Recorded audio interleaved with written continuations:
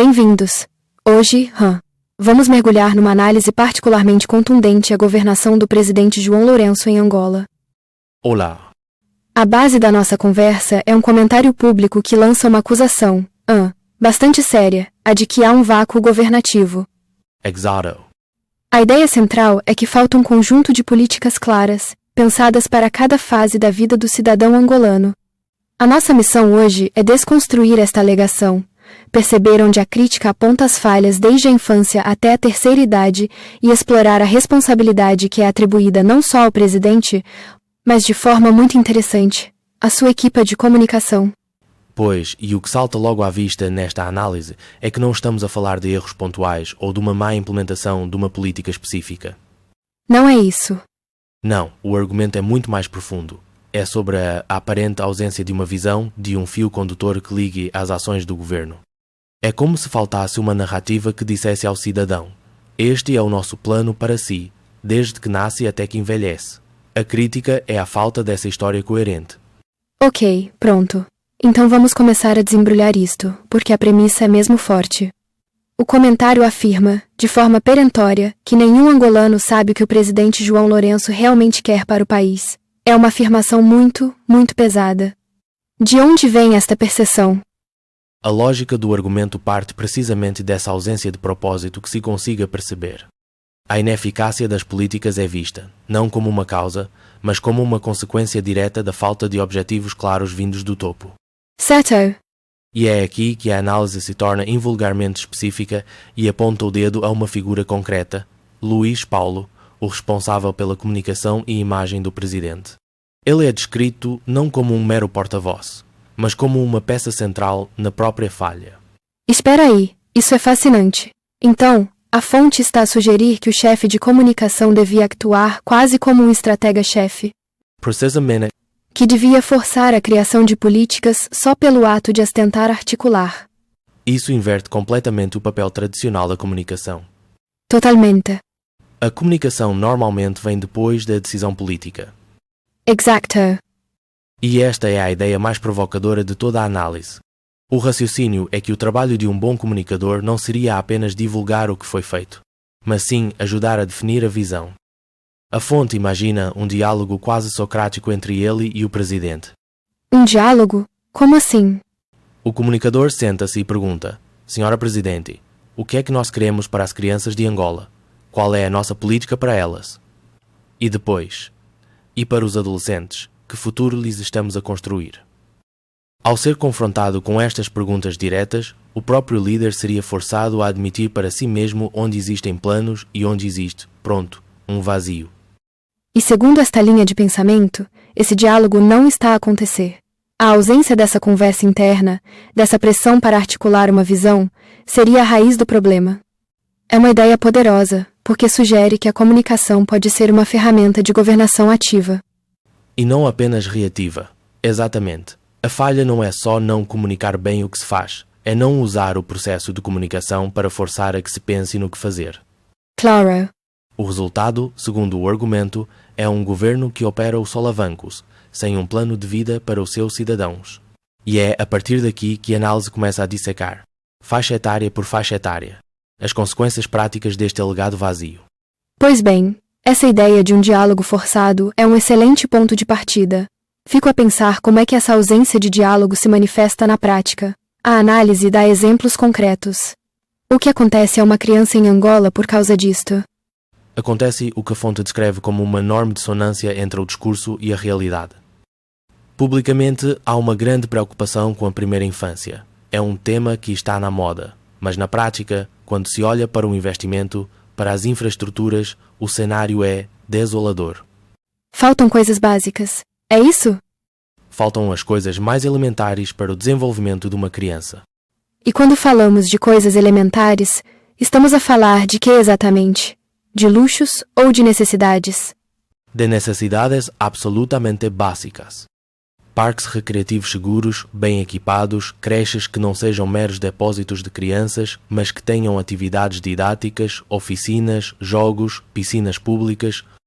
A análise usa uma imagem muito forte, que é a conclusão daquele diálogo hipotético. Sim. O presidente, ao ser questionado sobre o que tem para as crianças, descobriria embaraçadamente que na prática não há verbas para entreter as crianças. A conclusão é que o discurso existe, mas não tem correspondência no orçamento. O que nos leva à fase seguinte, a adolescência. Se para as crianças o problema é a negligência no entretenimento e desenvolvimento, o que é que a análise aponta como a grande falha para os adolescentes? Aqui a crítica é muito direcionada e a proposta também. A necessidade crucial que se identifica é a profissionalização. Profissionalização? Sim, o argumento é que a sociedade está a errar o alvo, a focar-se em dar emprego ao jovem, quando, na verdade, deveria focar-se em dar uma profissão ao adolescente. E qual é a diferença na prática? Não é, no fundo, a mesma coisa? Não, e a distinção é fundamental. Dar uma profissão a um adolescente entre os 14 e os 17 anos significa dar-lhe uma ferramenta para a autossuficiência. A ideia é que se um rapaz aprende a ser marceneiro ou uma rapariga aprende a ser costureira, mesmo que o Estado não lhes arranje um emprego formal, eles têm a capacidade de criar o seu próprio trabalho. Criam seu próprio sustento. Exato. O marceneiro pode fazer cadeiras e vendê-las aos vizinhos. A costureira pode fazer arranjos de roupa no bairro. Cria-se um ecossistema de microeconomia que não depende do emprego formal. Mas isso não entra em conflito com a educação? A sugestão é abandonar a escola para ser merceneiro? Não, a sugestão é a de uma integração, um ensino técnico e profissionalizante a sério, que corre em paralelo com a educação geral. O objetivo não é criar uma geração de trabalhadores não qualificados, mas sim garantir que ao saírem da adolescência todos tenham não só um diploma, mas uma competência prática. Exato. Rentável. Faz sentido. O foco é criar capacidades que gerem autonomia econômica o mais cedo possível. Seguindo a linha da vida, passamos para os jovens adultos. As necessidades mudam radicalmente. Completamente.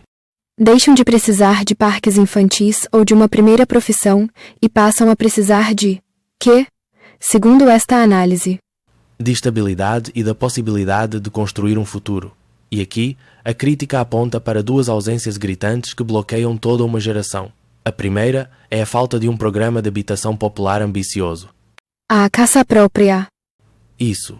Não se trata de dar casas, mas de criar condições para que um jovem adulto possa comprar a sua primeira casa com crédito bonificado e um prazo de pagamento muito longo, de 20 a 30 anos, é a âncora fundamental para a vida adulta.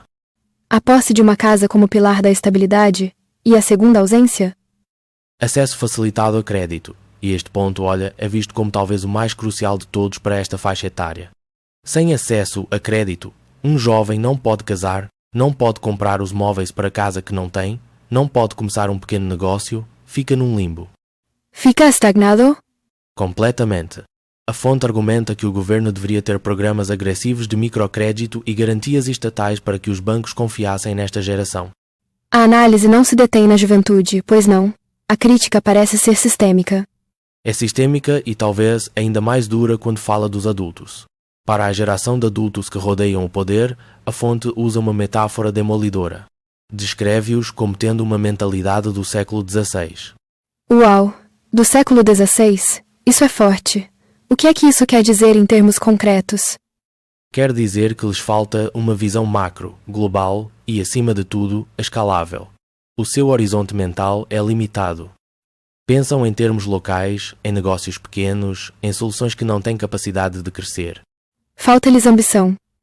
Falta-lhes a ambição de criar empresas com presença nacional ou de suportar a cultura angolana, de criar uma marca Angola. Não há uma mentalidade de pensar em grande, de construir sistemas.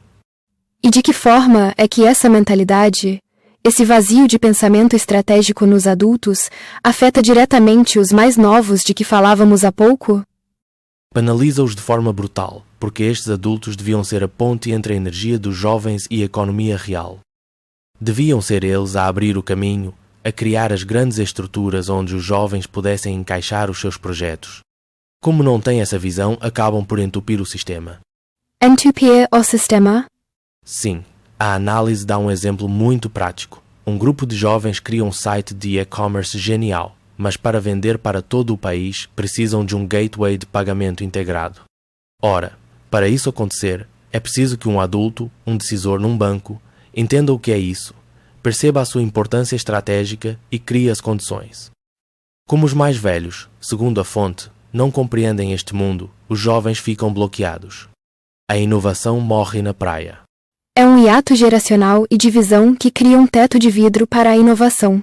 E assim chegamos ao fim do ciclo, aos idosos ou à melhor idade, como a fonte também lhe chama. O que é que lhes falta?